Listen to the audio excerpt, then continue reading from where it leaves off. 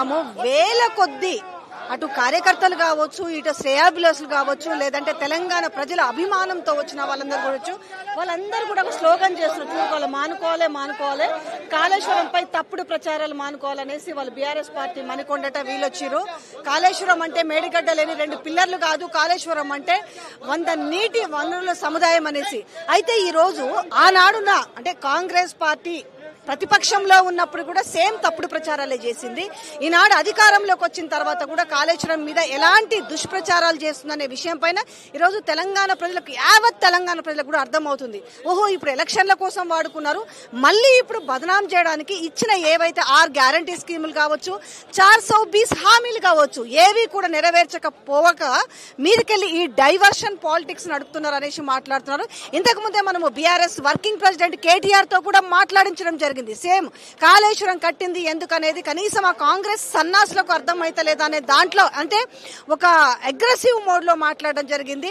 అయితే వీళ్ళు కూడా ఏందనంటే ఒక డ్రామా ఆడే ప్రయత్నం చేసిన, అసలు ఈ రోజు విచారణకు కేసీఆర్ రాకుండానే తప్పించుకునే ప్రయత్నం చేస్తాడు అనేసి దీన్ని కూడా పెద్ద డ్రామా ఆడే ప్రయత్నం చేశారు. కట్ వాళ్ళ డ్రామాలకు తెరలేపుతూ ఈరోజు తెలంగాణ తొలి ముఖ్యమంత్రి కేసీఆర్ ఈ రోజు కమిషన్ ముందు హాజరయ్యారు.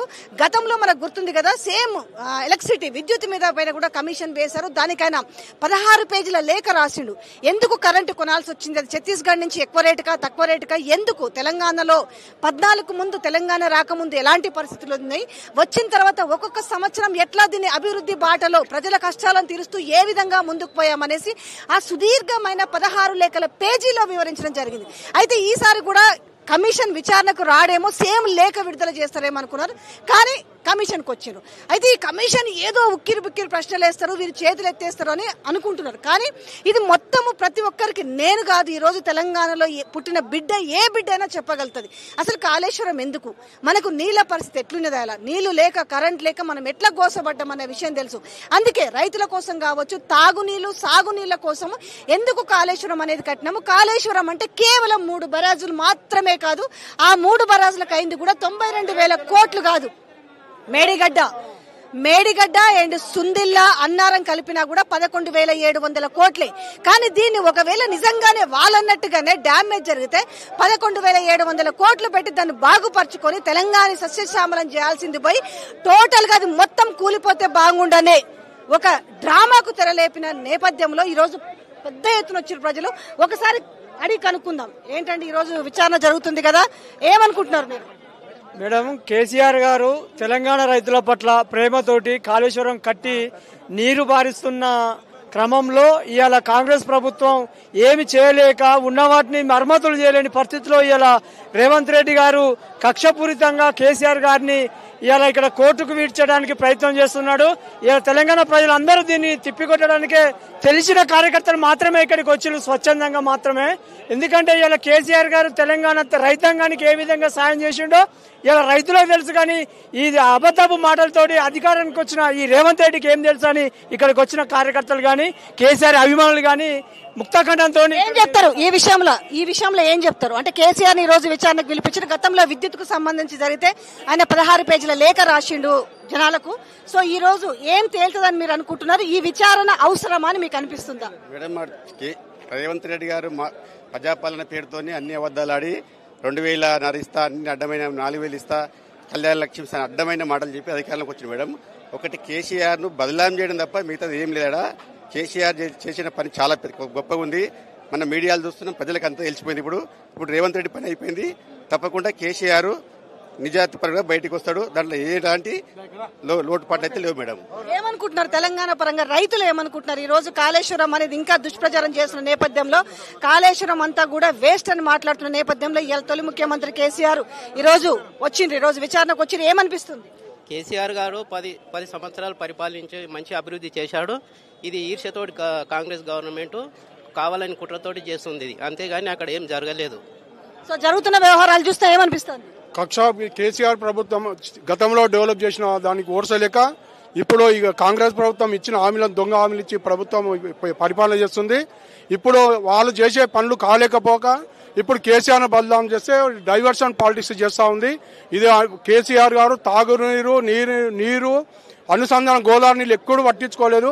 మన ప్రతి ఇంటింటికి నీళ్ళు వచ్చే మాదిరిగా చేసింది. ప్రతి ఎకరా కూడా నీళ్లు అందించే ప్రయత్నం చేసింది. కాబట్టి ఈ బల్దాం చేసి కమిషన్లు తీసుకున్నారు. ఈ కక్కుర్తి పడ్డారనే ఉద్దేశంగా వాళ్ళకి ఏం చేయాలని తొయ్యక ఈ అపకీర్తి చేయడానికే ప్రజల్లో చులకన చూపు చూడడానికి ప్రయత్నం చేస్తుంది రేవంత్ రెడ్డి గారు. జరుగుతున్న పరిణామాలు చూస్తుంటే మీకు ఏమనిపిస్తుంది? 2011 సంవత్సరం నుంచి కూడా ఇప్పటి వరకు కూడా తెలంగాణ గురించి కొట్లాడిన ఏకైక నాయకుడు తెలంగాణ యొక్క జాతిపిత గౌరవనీయులు మాజీ ముఖ్యమంత్రి వర్యులు కేసీఆర్ గారిని ఈనాడు విచారణ నిమిత్తం ఇక్కడ రమ్మనడం చాలా ఇబ్బందికరమైన విషయం. తెలంగాణ ప్రజలందరూ కూడా ముక్త కంఠంతో దీన్ని ఖండిస్తా ఉన్నారు. భవిష్యత్తులో ఈ యొక్క ప్రాంతం అభివృద్ధి చెందాలనే ఒక ముఖ్య ఉద్దేశంతో గత 10 ఏళ్లుగా ఈ ప్రాంతంలోని నీళ్లు నిధులు నియామకాల గురించి కొట్లాడి తెచ్చిన తెలంగాణ ప్రజలందరూ కూడా న్యాయం చేయాలి, వ్యవసాయదారులకు న్యాయం చేయాలనే ఉద్దేశంతో ఈ మెట్ట ప్రాంతమైన తెలంగాణను తప్పనిసరిగా సస్యశ్యామలం చేయాలనే ముఖ్య ఉద్దేశంతో గౌరవనీయులు మన ముఖ్యమంత్రి వర్యులు మాజీ ముఖ్యమంత్రులు చేసిన యొక్క విధిని భరించలేక ఈనాడు కేసీఆర్ పరిపాలన దక్షుడు కాక ఆ పరిపాలన దక్షుడి మీద ఏదో విధంగా మోపాలనే ఒక ముఖ్య ఉద్దేశంతో ఈనాడు ఈ నిర్ణయం తీసుకున్నారు. ఈ నిర్ణయాన్ని కూడా తెలంగాణ యావత్ ప్రజానికమంతా కూడా ముక్తకంతో ఖండిస్తున్నారని తెలియజేస్తా ఉన్నాం. సో ఎవరిని పలకరించినా ఇక్కడికి వచ్చిన వాళ్ళు మొత్తం కూడా అంటే కాళేశ్వరం గురించి ఇదంతా కూడా మాట్లాడుతున్న నేపథ్యం కనిపిస్తుంది. ఎక్కడెక్కడ కాన్స్టెన్సీ నుంచి ఇక్కడికి వచ్చారు చెప్పండి. అంటే జరుగుతున్న పరిణామాలు చూస్తుంటే తెలంగాణ ప్రజలు ఏమనుకుంటున్నారు, ఏమర్థం అవుతుంది, నిజంగా ఈ కమిషన్ వల్ల ఏం తేలనుంది? ఈ కమిషన్ వల్ల ఉరిగేది ఏం లేదు. కేవలము ముఖ్యమంత్రి గారు ఏదో కేసీఆర్ గారిని ఇక్కడ తీసుకొచ్చామనే ఆయన పర్సనల్ సాటిస్ఫాక్షన్ కోసమేనా? Ego satisfaction? ఆయన ఈగో సాటిస్ఫాక్షన్ చెప్తే ఏం లేదు, దీంతో అయ్యేది కూడా ఏం లేదు. ఎందుకంటే వారు 14 సంవత్సరాలు కొట్లాడి మన తెలంగాణ తెచ్చుకున్నారు. మరి ఇవాళ తెలంగాణ రాష్ట్రంలో కరువు నుండి ఇలా భారతదేశానికి తిండి పెట్టే స్థాయికి తీసుకొచ్చిందంటే కేసీఆర్ గారి వారి ఆలోచన విధానం. ఇలా మారుమూల ప్రాంతం, మేము సిరిసిల్ల ప్రాంతం నుండి వచ్చాము.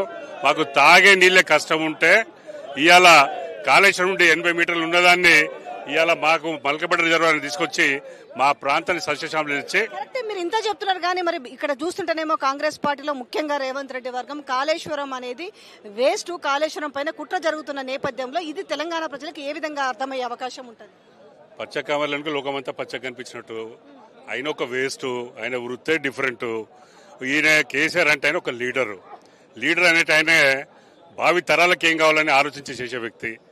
ఆయన ముఖ్యమంత్రి ఏమో రేవంత్ రెడ్డి ఏమో ఓన్లీ పాలిటిషియన్, కుర్చీ ఎట్లా కాపాడుకోవాలి, కుర్చీ ఏందని తప్పితే ఆయనకి ఇంకేం లేదు ఆలోచన. అంతే తప్పితే లీడర్కు రాజకీయ నాయకునికి వ్యత్యాసం చాలా ఉంటుంది. ఎట్లుంది గ్రౌండ్ లో, ఎట్లా ఉంది ఇప్పుడు? బీఆర్ఎస్ అనుకున్నంత స్థాయిలో ఉందా? జనాలు ఏమనుకుంటున్నారు? అనవసరంగా నేను దూరం చేసుకున్నాం అనుకుంటున్నారా? ఇలా కాంగ్రెస్ పార్టీ పాలన బాగుందని అనుకుంటున్నారు? మా ఏళ్ళతో మా కన్ను పొడుచుకున్నాము అని బాధపడతా ఉన్నారు. ఇవాళ ఇంత మంచి బంగారం కేసీఆర్ గారిని మేము వదులుకొని మేము చేసుకున్న తప్పుకు మేము బాధపడుతున్నామని గ్రామీణ ప్రాంతాల్లో ఏడుస్తూ ఉన్నారు. వాస్తవంగా చెప్పాలంటే ఈ మా 3.5 సంవత్సరాలు ఎట్లా గడుస్తుంది, మళ్ళీ బంగారు భవిష్యత్తు ఎట్లా వస్తుంది, కేసీఆర్ నాయకత్వంలో ముందటికి ఎట్లా పోవాలి, వారిని ఎప్పుడు మళ్ళీ కూర్చునేవాళ్ళని ఆలోచనతో ఉన్నారు ఇవాళంతా. అంతే తప్పితే వారు వేరే ఏం ఆలోచిస్తలేరు. ఇకవైపు కార్యకర్తలు కావచ్చు, ప్రజలు కావచ్చు, శ్రేయోభిలాషులు కావచ్చు పెద్ద ఎత్తున వచ్చారు. సో చెప్పండి, ఏం చెప్పదలుచుకుంటున్నారు? ఇవాళ అనేది మేడం, ఇవాళ మనకు భూములు ఎట్లుండేవు, 10 ఏళ్ల కింద ఎట్లుండే చూసారు మీరు అందరూ. 10 ఏళ్ల కింద అసలు నీళ్ళు లేవు, మనకేం లేవు. అలాంటిది ఇవాళ కాళేశ్వరం కట్టి ఇలా నాకైతే సిగ్గు అనిపిస్తుంది. ఇట్లా కేసీఆర్ సార్ ఇట్లా బాధ అనిపిస్తుంది నాకు. ఇంతైనా పాలన ఎట్లుండే పాలన, 10 ఏళ్ల పాలన, 100 ఏళ్ల పాలన చూపించిండు ఆయన మనకున్న 15 సంవత్సరాలలో. ఇప్పుడు కేసీఆర్ మన రేవంత్ రెడ్డి వచ్చి 18 నెలలు అవుతుంది. 18 నెలల్లో 18 ఏళ్ళు వెనక తీసుకుపోయిండు మనం మొత్తం. ఇప్పుడు ఎక్కడ చూసినా ఊర్లలో చూసుకోండి, ఇటు సిటీలో చూసుకోండి, ఓటేసి పరేషాన్ ఆయన అనుకుంటారు అందరూ. ఇప్పుడు ఎలక్షన్లు పెడితే బాగుండి అనిపిస్తుంది అందరికి. ఎట్లా 3 ఏళ్ళు ఇంకెట్లా గడుస్తుంది అని మొత్తం పబ్లిక్ అంతా అట్లా కుట్లం అవుతుంది. అటు చూసినా రైతు బంధు పడతలేదు, రైతు బీమా లేదు, ఏది కళ్యాణ లక్ష్మి లేదు, ఏది లేదు. ఇచ్చి పింఛన్లు లేవు, 2500 మహిళలకు అన్నాడు. ఒక ఫ్రీ బస్ తప్పితే ఆయన చేసింది ఒరిగింది ఏం లేదు. ఏమున్నా ఖాళీ కేసీఆర్ ఆయన టార్గెట్.